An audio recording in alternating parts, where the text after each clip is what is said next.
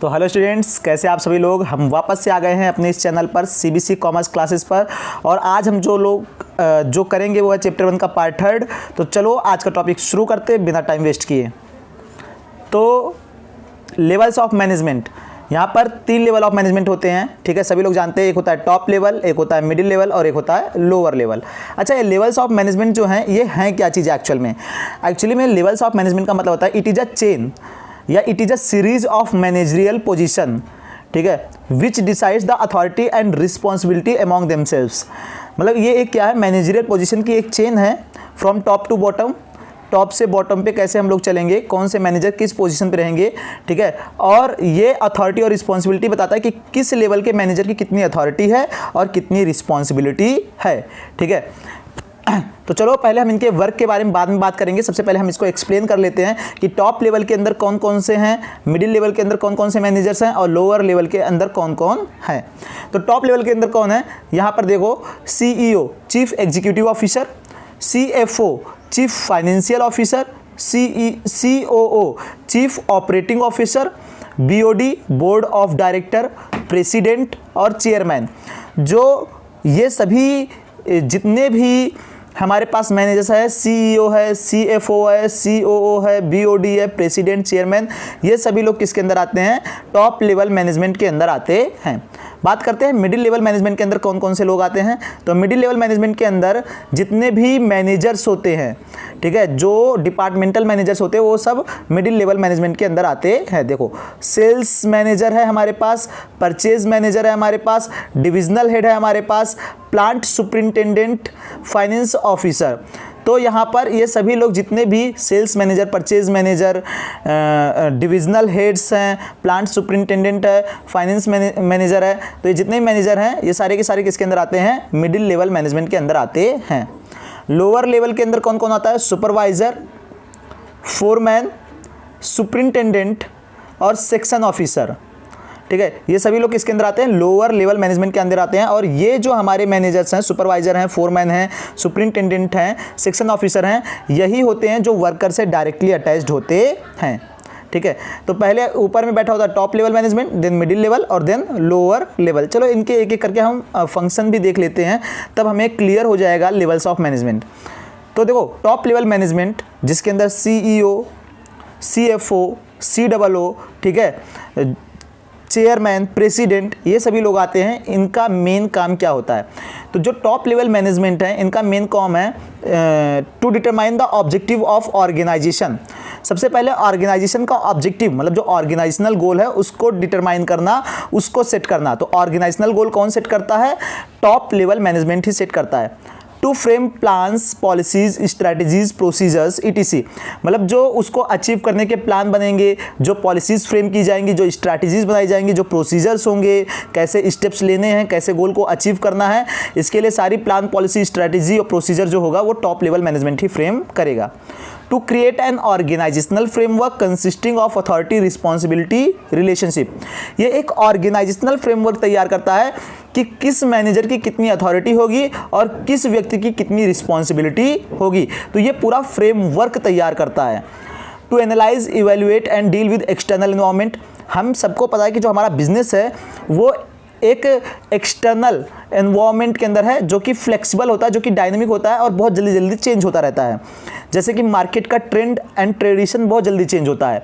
जैसे कि political factors भी अफेक्ट करते हैं, टेक्नोलॉजिकल फैक्टर भी अफेक्ट करते हैं। तो उन सभी फैक्टर्स जो चेंज हो रहे हैं उन सभी के साथ कैसे डील करना है, तो उनको एनालाइज करना, उनको इवेल्युएट करना और उनको डील करना, ये सभी कौन फ्रेम करता है। इन सबसे रिलेटेड भी सारे पॉलिसीज, ये सारे मेथड्स कौन फ्रेम करता है, टॉप लेवल मैनेजमेंट ही फ्रेम करता है। And then to fulfil the objective towards the society, it mean social objective जो होता है ऑर्गेनाइजेशन का वो भी कौन फुलफिल करता है, टॉप लेवल मैनेजमेंट ही फुलफिल करता है। तो ऑर्गेनाइजेशन के लिए लोग ऑब्जेक्टिव बनाते हैं, उसको अचीव करने के लिए प्लान्स, पॉलिसीज, स्ट्रैटेजीज, प्रोसीजर्स तैयार करते हैं। ये अथॉरिटी, रिस्पॉन्सिबिलिटी किस इंडिविजुअल की कितनी होगी उसका भी पूरा एक ऑर्गेनाइजेशनल फ्रेमवर्क तैयार करते हैं। ये एक्सटर्नल एनवायरनमेंट को एनालाइज करते हैं, इवैल्यूएट करते हैं, यदि उनमें कोई भी चेंज आए तो उसके साथ कैसे डील करना है उसके बारे में भी यही लोग क्या करते हैं, पूरा प्लान फ्रेम करते हैं। सोशल ऑब्जेक्टिव को भी यही लोग ध्यान में रखते हैं और इसके लिए भी पूरा प्लानिंग करते हैं कि इसको कैसे फुलफिल किया जाए। देन है मिडिल लेवल मैनेजमेंट। जो मिडिल लेवल मैनेजमेंट होता है ये क्या करता है, इसका सबसे पहला काम है to communicate the policies framed by top management to lower level management. सबसे पहला काम होता है मिडिल लेवल मैनेजमेंट का कि जो टॉप लेवल मैनेजमेंट ने ऑर्गेनाइजेशनल गोल सेट किया या उसको अचीव करने के लिए जो प्लान्स, पॉलिसीज, स्ट्रैटेजीज और प्रोसीजर्स बनाए उन सभी को ला करके लोअर लेवल मैनेजमेंट को डिक्टेट करना। ठीक है, उसके बाद उसको इम्प्लीमेंट करवाना, ये किसका काम होता है, मिडिल लेवल मैनेजमेंट का ही काम होता है। तो जो मिडिल लेवल होता है वो एक मीडिएटरी के रूप में काम करता है। देखो सेकेंड पॉइंट है to act as a intermediatory between top and lower level management. तो ये क्या करता है, टॉप और लोअर लेवल मैनेजमेंट के बीच में, टॉप और लोअर लेवल मैनेजमेंट के बीच में क्या करता है, एज अ इंटरमीडिएटरी काम करता है, एज अ मीडिएटरी काम करता है, बिचौलिए का काम करता है। इसका मतलब जो लोअर मतलब टॉप लेवल मैनेजमेंट है उसकी इंफॉर्मेशन, ठीक है, लोअर लेवल को भेजता है और लोअर लेवल की जो सजेशंस हैं या प्रॉब्लम्स है, ग्रीवियंसेस है, उसको क्या करता है, टॉप लेवल मैनेजमेंट को बताता है। देखो देन उसके बाद to assign duties and responsibility to lower level. ये क्या करता है, लोअर लेवल को उनकी ड्यूटीज़, उनकी रिस्पॉन्सिबिलिटीज़ असाइन करता है। ठीक है, कि कौन से मैनेजर की क्या ड्यूटी रहेगी और क्या रिस्पॉन्सिबिलिटी रहेगी, ये मिडिल लेवल मैनेजमेंट ही बताता है। To listen the problem, grievances and suggestions of lower level and communicate to upper level. जो लोअर लेवल की प्रॉब्लम्स हैं या उनका कोई दुख है, ग्रीवियंस है, ठीक है, या फिर उनके कोई सजेशंस है, इट मीन सुझाव हैं, लोअर लेवल की जो भी प्रॉब्लम है या जो भी ग्रीवियंसेज है या जो भी सुझाव हैं उसको ये क्या करता है, अपर लेवल को कम्युनिकेट करता है। To select and appoint employees for middle and supervisory level and evaluate their performance. ये अपने मिडिल लेवल के लिए और सुपरवाइजरी लेवल के लिए जो भी और अदर कोई ह्यूमन रिसोर्स चाहिए होगा तो उनको ये रिक्रूट भी करते हैं, उनको अपॉइंट भी करते हैं और उनकी परफॉर्मेंस को इवेल्युएट भी करते हैं।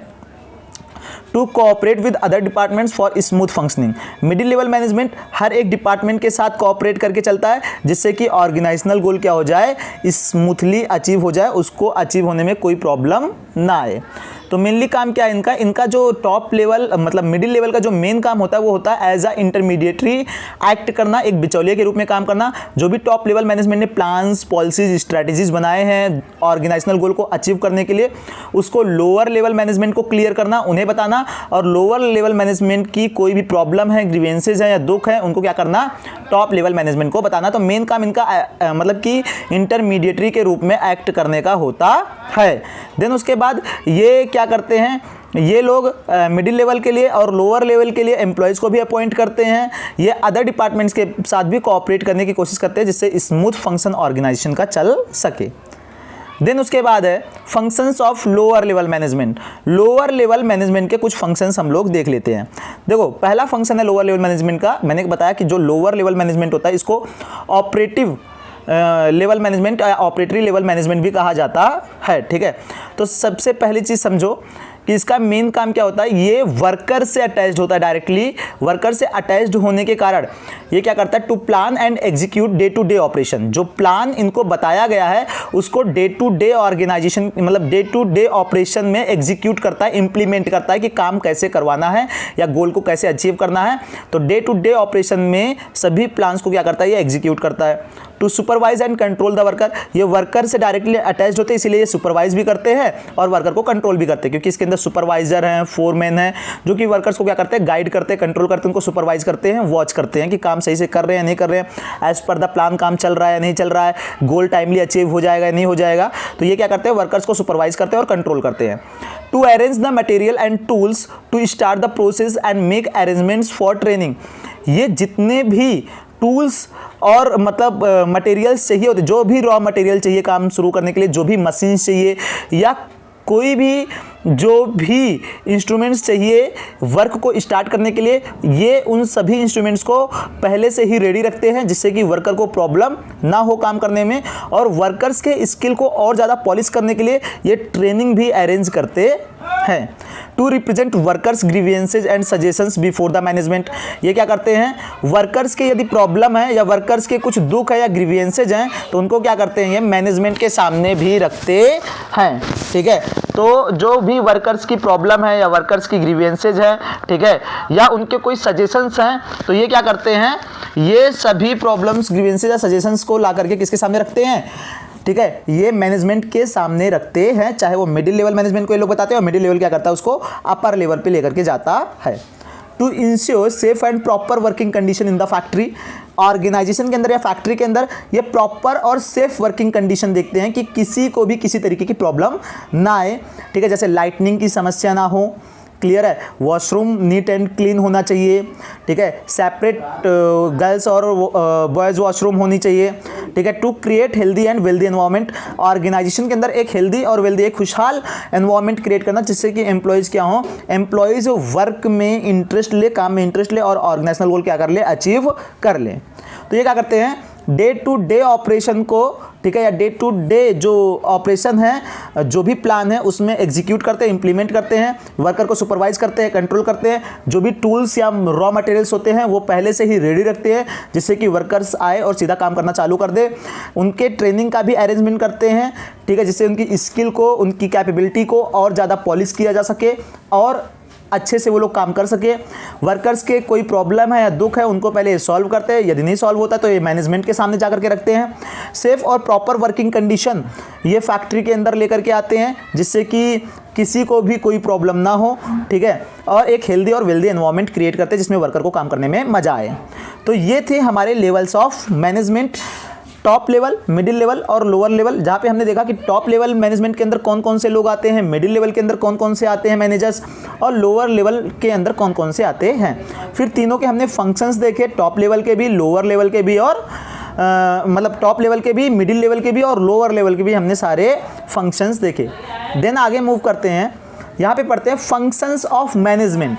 वो तो ठीक है, तो यहाँ मैनेजमेंट का फंक्शन क्या होता है, ठीक है, तो ये कैसे कैसे काम करता है हम इस चीज़ के बारे में बात करते हैं। तो सबसे पहले क्या है, प्लानिंग। क्या है सबसे पहले, तो यहाँ 5 फंक्शन होते हैं मैनेजमेंट के। पहला होता है प्लानिंग, ऑर्गेनाइजिंग, स्टाफिंग, डायरेक्टिंग और कंट्रोलिंग। 5 फंक्शंस ऑफ मैनेजमेंट है, प्लानिंग, ऑर्गेनाइजिंग, स्टाफिंग, डायरेक्टिंग और कंट्रोलिंग, पॉस DC। ठीक है, प्लानिंग, ऑर्गेनाइजिंग, स्टाफिंग, पॉस और DC, डायरेक्टिंग और कंट्रोलिंग। ठीक है, तो यहाँ पे 5 फंक्शन ऑफ मैनेजमेंट है जो एक सीरीज़ में, मैनेजमेंट एक सीरीज़ में अपने काम को करता है। तो जो शुरू करते हैं प्लानिंग से। प्लानिंग क्या है, प्लानिंग मतलब होता है नियोजन। देखो, planning is a process of thinking in advance what to do, when to do, how to do and who is going to do. मतलब प्लानिंग क्या है, प्लानिंग एक पहले से ही सोची हुई प्रक्रिया होती है कि क्या करना है, कैसे करना है, कब करना है और किसके द्वारा किया जाना है। ठीक है, कौन इसे करेगा। तो ये सारी चीज़ क्या होता है, पहले से ही सोच के रखा जाता है कि हमारा ऑर्गेनाइजेशनल गोल क्या होगा, मतलब इस मीन्स हमें क्या करना है, व्हाट टू डू, हमें कब करना है, कितने टाइम के अंदर इस गोल को अचीव करना है, हाउ टू डू, क्या मेथड होंगे, क्या पॉलिसीज होंगी, क्या मतलब प्लान्स होंगे। ठीक है, ये सब भी पता होना चाहिए, हमें पहले से ही सोचना है। And who is going to do it, और कौन सा व्यक्ति किस काम को करेगा, ये सब चीज़ें हमें पता होनी चाहिए। तो प्लानिंग क्या है, एक एडवांस प्रोसेस है, काम अभी हुआ नहीं है, हमने अभी नियोजन बना लिया कि हमें क्या करना है, कैसे करना है, कब करना है और किसके द्वारा किया जाना है। ये सारा चीज़ हमने क्या कर लिया, पहले से ही बना करके हमने रख लिया है। देन प्लानिंग क्या करता है, it bridges the gap between where we stand today and where we want to reach. आज हम जहां खड़े हैं और कल हमें जहां पहुंचना है, इसके बीच के गैप को कौन कम करता है, प्लानिंग ही कम करता है। तो इसके मतलब कि कैसे आज हम कहाँ खड़े हैं, कल के डेट में मुझे जहाँ पहुँचना है। जैसे मान लेता हूँ मैंने एक प्लान बनाया, मैंने क्या प्लान बनाया, आज मैं घर पे बैठा हुआ हूँ और मुझे दिल्ली जाना है, तो मैं अभी से सोचूंगा कि कल मैं दिल्ली कैसे जाऊंगा। तो मैं पूरा प्लान बनाऊंगा, ठीक है, कि मुझे कहाँ जाना है दिल्ली में। अच्छा, मैं कैसे जाऊँ, मतलब कि पर्सनल व्हीकल से जाऊँ कि पब्लिक ट्रांसपोर्ट चूज करूं। चलो ठीक है, नहीं पर्सनल व्हीकल से नहीं जाऊंगा, पब्लिक ट्रांसपोर्ट चूज करूंगा। तो किससे जाऊंगा मैं, मतलब कि ऑटो बुक कर लूं या बस से निकल जाऊं, ठीक है, या मेट्रो से जाऊं। तो अच्छा चलो ठीक है, मैं मेट्रो का यूज़ करूँगा, ठीक है। अच्छा मुझे कहाँ जाना है, तो मैं प्रॉपर प्लानिंग कर ले रहा हूँ हर एक चीज़ का, ठीक है। तो ये क्या कर रहा है, एक ब्रिज बना रहा है, एक पुल बना रहा है। पुल कैसे बना रहा है कि जहाँ आज मैं खड़ा हूँ अब कल मुझे जहाँ पहुँचना है उसके बीच का एक पूरा रास्ता प्लानिंग क्या कर देता है, तैयार कर देता है। इसीलिए इसे कहा जाता है कि it bridges the gap between where we stand today and where we want to reach. ये क्या करता है, आज जहाँ हम खड़े हैं और कल जहाँ मुझे पहुँचना है उसके बीच में एक पुल बना देता है, एक रास्ता बना देता है। सेकेंड थिंग है ऑर्गेनाइजिंग। ऑर्गेनाइजिंग किसे कहते हैं, ऑर्गेनाइजिंग को समझो, ठीक है, इस चीज़ को समझो। ऑर्गेनाइजिंग का मतलब होता है, organisation means deciding the framework of working, how many units and sub units are needed, how many post are needed, how to distribute the authority and responsibility. Organising का मतलब क्या है, ऑर्गेनाइजिंग एक पूरा फ्रेमवर्क तैयार करता है कि कितने यूनिट्स होने चाहिए, कितने सब यूनिट्स होने चाहिए, ठीक है, कितने पोस्ट हमें चाहिए, कितनी अथॉरिटी और रिस्पॉन्सिबिलिटी किस वर्कर की होनी चाहिए। इसे हम क्या कहते हैं, ऑर्गेनाइजिंग कहते हैं। अच्छा सिंपली मैं ऑर्गेनाइजिंग का मतलब बताऊं, ऑर्गेनाइजिंग मीन्स, इसको कॉपी में लिख लो चाहो तो, इस डेफिनेशन को जो मैं बोलने जा रहा हूँ, ठीक है। ऑर्गेनाइजिंग का मतलब क्या है, ऑर्गेनाइजिंग का मतलब होता है संगठन तैयार करना। संगठन का मतलब क्या होता है, ऑर्गेनाइजिंग का मतलब, संगठन का मतलब क्या होता है, इस चीज़ को समझो पहले।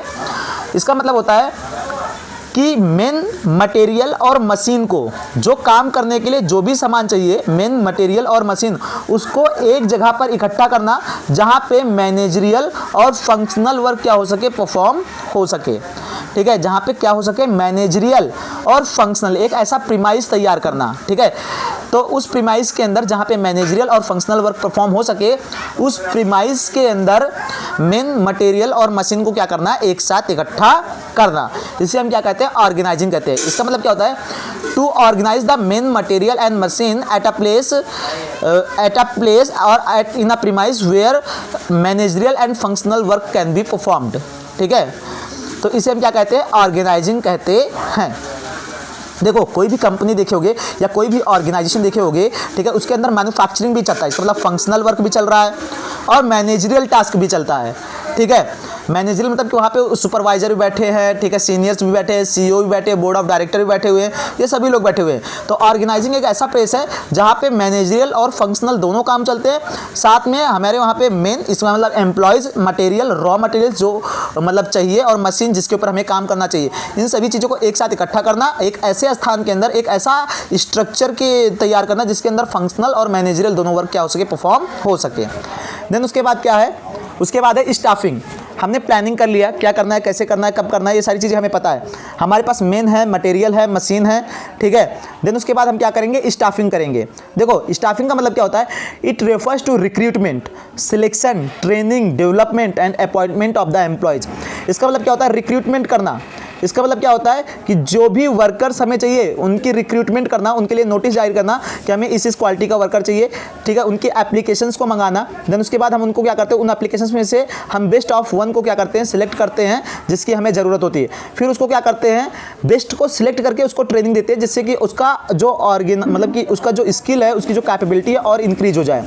फिर हम क्या करते हैं, डेवलपमेंट की ओर ध्यान देते हैं कि उसको और ज़्यादा मतलब डेवलप किया जाए उसके एटीट्यूड फॉर्मेशन के अंदर, ठीक है, उसके काम करने के तरीके के अंदर, उसके कम्युनिकेशन स्किल पे, ठीक है, उसे डेवलप किया जाता है। And appointment of the employee, और उसको फिर क्या किया जाता है, उसके वर्किंग प्लेस पर अपॉइंट किया जाता है, ठीक है। तो स्टाफिंग मतलब क्या होता है कि जितने भी वर्कर्स की नीड है हमें, ठीक है, जितने भी एम्प्लॉयज़ की नीड है हमें, उन्हें रिक्रूट करना, उन्हें सिलेक्ट करना, उन्हें ट्रेंड करना, उन्हें डेवलपमेंट देना, उन्हें डेवलपमेंट करना और उनको अपॉइंट करना है। इसका मतलब क्या होता है, देखो सिंपली बोला गया, it ensures that right people with right qualification are employed at right place on right time. इसका मतलब होता है, ये इंश्योर करता है कि सही व्यक्ति सही एजुकेशन के साथ सही जगह पर सही समय पे क्या होना चाहिए, एम्प्लॉयड होना चाहिए। बहुत ज़रूरी है ये। कैसे ज़रूरी है बहुत, इस चीज़ को हम देखते हैं, ठीक है। तो यहाँ पर देखो ध्यान से समझना मेरी बात को कि एक व्यक्ति जो है, सही व्यक्ति है, सही क्वालिफिकेशन के साथ सही प्लेस पे सही टाइम पे कैसे अपॉइंट किया जाएगा, ये बहुत ज़्यादा ज़रूरी है। हमारे एम्प्लॉयज़ के अंदर मान लेता हूँ अगर मुझे अकाउंटिंग के वर्कर की ज़रूरत है तो मैं सीए वाले को ही तो हायर करूँगा, जिसने चार्टेड अकाउंटेंट कर रखा होगा या कोई जूनियर अकाउंटेंट हायर करूंगा।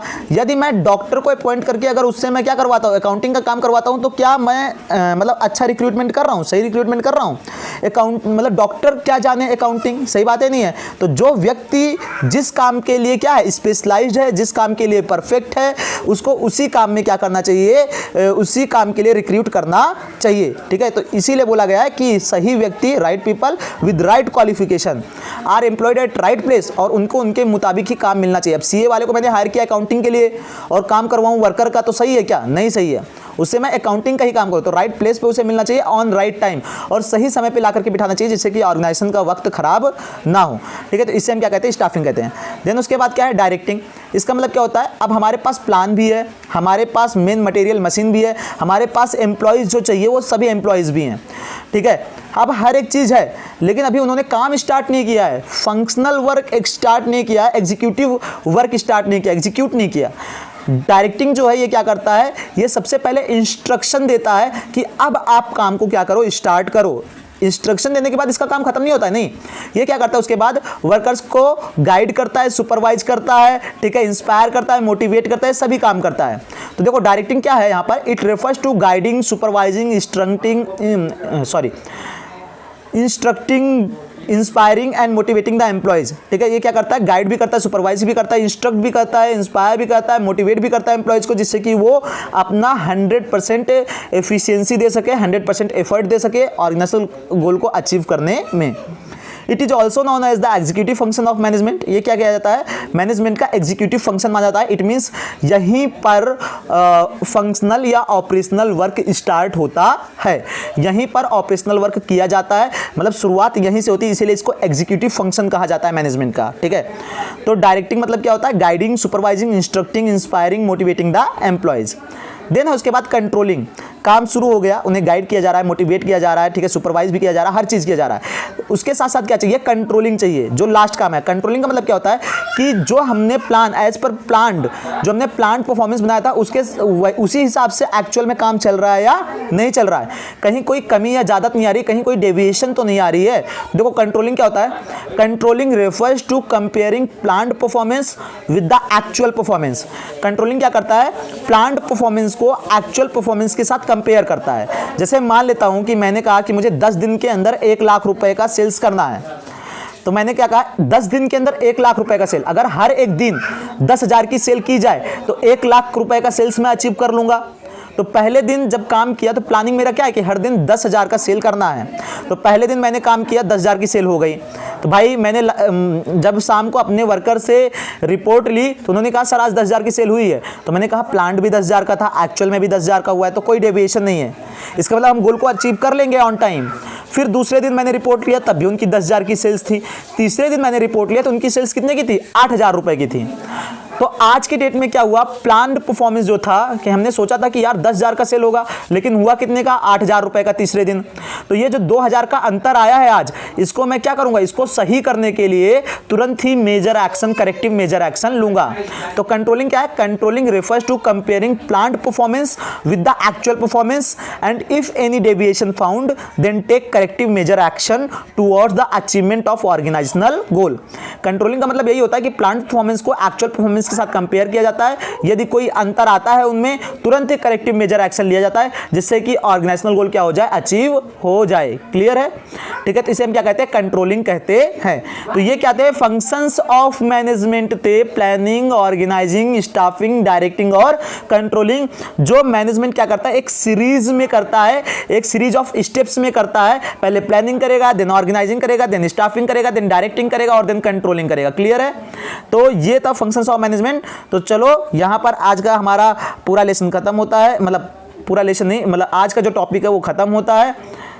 अगर हाँ सच में आपको वीडियो अच्छी लगी हो तो मेरे चैनल को सब्सक्राइब कर दें, सीबीसी कॉमर्स क्लासेस पर बेल आइकन दबा दें, बिल्कुल फ्री है ये। आपको इससे सिर्फ हमारी नई वीडियोस की अपडेट मिला करेंगी, जिससे आप आसानी से मेरी वीडियोस पे पहुंच सकते हैं। ठीक है, अगर आप कुछ कहना चाहते हैं, आपके कुछ सजेशंस हैं या सुझाव हैं या आपके कोई डाउट्स हैं, तो आप मुझे कमेंट करके बता सकते हैं, अपने वैल्यूएबल फीडबैक दे सकते हैं या अपने डाउट्स को वहाँ पूछ सकते हैं। हमें आपके वैल्यूएबल फीडबैक या डाउट का इंतज़ार रहता है। और उसके बाद वीडियो पे लाइक का बटन जरूर दबा करके जाएं, ठीक है, इससे हमें प्रोत्साहन मिलता है। तब तक के लिए धन्यवाद।